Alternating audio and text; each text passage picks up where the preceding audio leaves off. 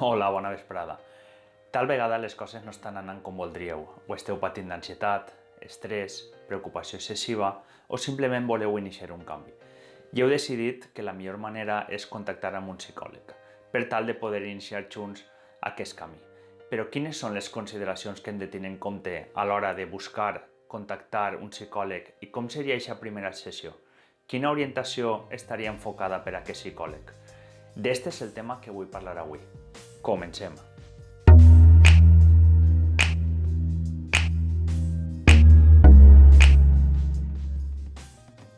Entre els factors que hem de tenir en compte a l'hora de buscar un psicòleg està el que el psicòleg com a mínim ha de ser un professional llicenciat o graduat en psicologia, a més d'altra formació que puga tindre.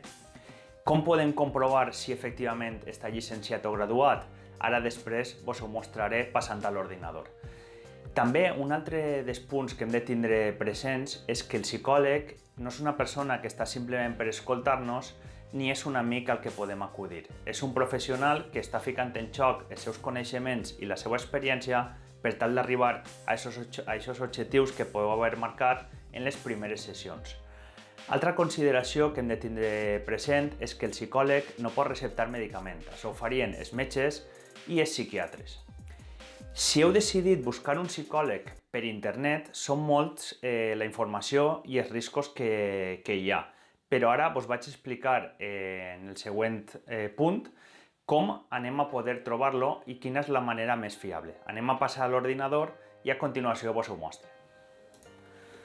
Ja estem a l'ordinador, estem en el buscador. Sempre dir-vos també que si conegueu algun psicòleg o us han recomanat algú, sempre pot ser un poc més còmode anar a aquesta persona que ja coneix algú de confiança o si el conegueu vosaltres directament que buscar a internet. De totes maneres, si no conegueu, internet considere és la millor opció perquè tots els psicòlegs pràcticament tenim presència en internet i a les xarxes socials.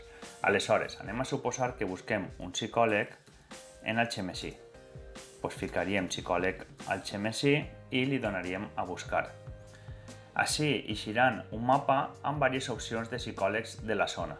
Després tindrem més informació, però normalment el principal, si viveu en un poble, si és en una ciutat gran, sí que convé que aneu a visitar més les opcions de baix perquè vos eixiran molts, però així directament tenim uns quants que ens recomanen. En aquest cas anem a entrar a Psicoteràpia al Xemesí, que és on treballo jo.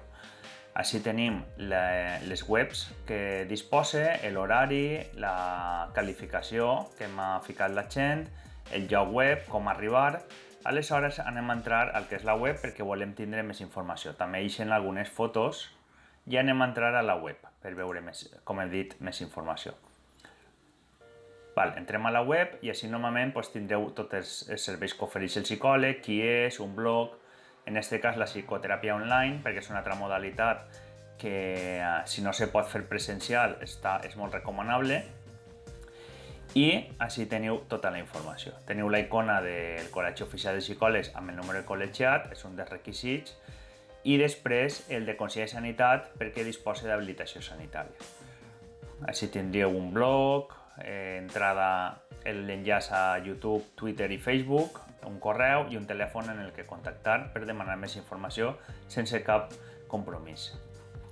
Després, dir també que la modalitat online, i més en aquests dies, és una opció que és molt útil perquè tenim tecnologia, el que és la velocitat cada vegada funciona millor i és una opció també molt viable sempre que no se pugui fer la teràpia presencial. I aquesta seria la manera de buscar un psicòleg directament en el poble on vivim o en la zona on vivim. Però ara imagineu que s'heu decidit per triar visitar-me, per triar acudir en aquest cas a Psicoteràpia al Xemesí per Miguel Tejedor Girvés. Aleshores anem a assegurar-nos que realment siga un psicòleg col·legiat i no una persona que ha creat una web i realment no és un professional. Ficarem així COP València. COP de Col·legi Oficial de Psicòlegs, en totes les zones funciona igual, si estiguérem en Madrid seria COP Madrid, si estiguérem en Catalunya seria COP Catalunya. I la manera de buscar-ho serà semblant. Aleshores fiquem COP València, li donem a buscar i tenim la web d'inici del Col·legi Oficial de Psicòlegs de la Comunitat Valenciana. Entrem Així ja estem en la web.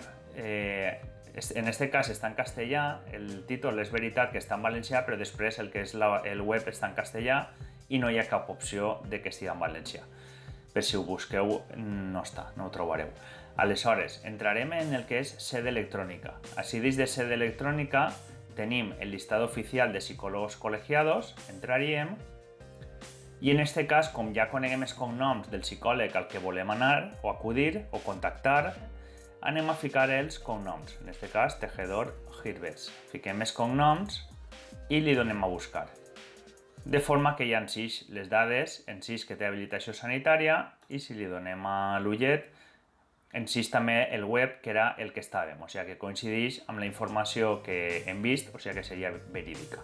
Si en canvi no tenim un psicòleg concret o volem simplement que ens ixin tot el llistat de psicòlegs d'aquest poble, doncs triem la província, en aquest cas València, i en localitat, per exemple, anem a triar Alaquàs. Triem València a Alaquàs i li donem a buscar. Ens diu que tenim que buscar algun paràmetre més, doncs a veure, anem a ficar que volem un psicòleg també amb habilitació sanitària. Li donem a buscar. I ens ixen 3 persones que tenen habilitació sanitària i podríem entrar a veure la informació d'aixòs psicòlegs. Aleshores, esta seria la forma més recomanada de buscar un psicòleg. Seria, primer, informar-nos dels que hi ha a la nostra zona, després, una vegada hem triat un, acudir al llistat oficial de psicòlegs col·legiats i així podem trobar o confirmar que aquest psicòleg efectivament ho és i té la titulació. Si de totes maneres, si viveu en una altra zona, per exemple, si estigueu a Madrid o Catalunya, doncs el mateix. Ficaríem COP Catalunya, per exemple, entraríem al Col·legi Oficial de Catalunya, en aquest cas sí que tenim l'opció de valencià i castellà, i així ficaríem el mateix. Entraríem a Serveis a la Ciutadania i tindrem així un llistat directori professional, cerca d'un psicòleg o psicòloga. I el mateix, seria un llistat, una forma de buscar semblant, ficaríem el nom del psicòleg que hem buscat, la població i les dades que necessitem. I per últim, per exemple, per ficar un últim cas, perquè veieu que sempre funciona igual, si fiquem Com Madrid seria el mateix. Entraríem a Com Madrid, així tindríem sempre, anirem a l'opció de Ciutadans, Ciudadanos, i així triarem buscar professionals de la psicologia. I el mateix, en aquest cas triarem a quin sector aniria dirigit, si adolescents, adults, majors, triaríem una població, per exemple Alcobendas en aquest cas, i res, li donaríem a buscar i ixen tots els psicòlegs que viuen a la zona i exerceixen allí. Aleshores, això seria tot, de com buscar un psicòleg i confirmar que efectivament és psicòleg i no és un cas d'intrusisme professional o és una persona que no està donada d'alta. Ja tenim el psicòleg. Què més podem tindre en compte? L'orientació psicològica. Hi ha molts estils de teràpia que podem trobar-nos, com pot ser la Gestalt, la cognitivo-conductual, la psicoanàlisi, la sistèmica. Són moltes les opcions i molt variades. És oportú que contacteu amb el psicòleg i ell vos indicarà quina és la teràpia que practica i en què es basa cada una d'elles. Si no, sempre podeu trobar al seu web probablement tota aquesta informació. Les dues que jo practique al meu despatx són la cognitivo-conductual i la psicoanàlisi, que són en les que m'he format. Quines són les característiques de cada una? La teràpia cognitivo-conductual seria una teràpia breu, està molt estesa en la nostra zona i es basa sobretot en la reestructuració cognitiva a través de diferents tècniques com pot ser el canvi de pensament, la relaxació o l'afrontament.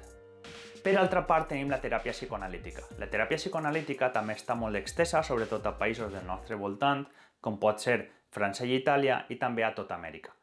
La teràpia psicoanalítica ja no buscaria solament un canvi de pensament, sinó que buscaria aprofundir en el nostre propi inconscient per tal de conèixer-nos millor i buscar un canvi més consolidat. Serà molt important també aquesta primera sessió perquè és on establirem algunes pautes, sabrem els motius que vos ha dut a consulta i marcarem alguns objectius que anirem seguint durant les següents sessions.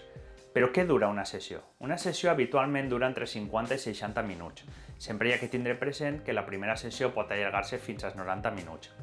Normalment és important tindre este marge temporal per saber quan vindreu i quan se n'anireu, per tal de que pugueu organitzar-se millor.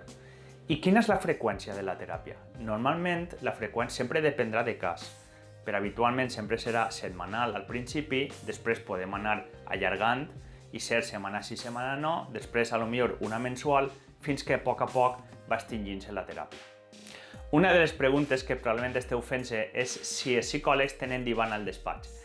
Depèn de l'orientació i l'estil de teràpia que practiqui cada psicòleg. En el meu cas sí que en tinc, però l'utilitzo per a casos concrets, com pot ser practicar tècniques de relaxació o també per a gent que vol aprofundir en la teràpia psicoanalítica.